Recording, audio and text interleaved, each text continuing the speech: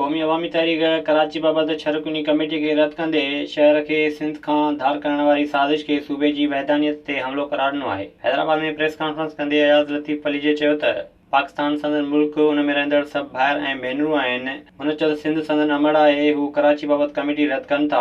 चयो पियो वञे त कराची इस्लामाबाद आहे, सुभाणे हैदराबाद बि इस्लामाबाद खे ॾेई छॾींदा। वज़ीर आज़म कमेटीअ खे तुर्त रद्द करे। अयाज़ लतीफ़ अली चयो त 1970 खां पीपल्स पार्टी हुकूमत कंदी अचे पई, पर तालीम ऐं सिहत जो निज़ाम बहितर न करे सघी आहे। संदसि चवणो त सिंध जी सभिनी करप्ट हुकुमराननि खे गिरफ़्तार करे जेल में मोकिलियो वञे। अयाज़ लतीफ़ अली चयो त संदन मुतालबा तस्लीम न थिया त 24 खां 26 अगस्त ताईं सॼी सिंध में एहतिजाजी मुज़ाहिरा करे धरणाया वेंदा।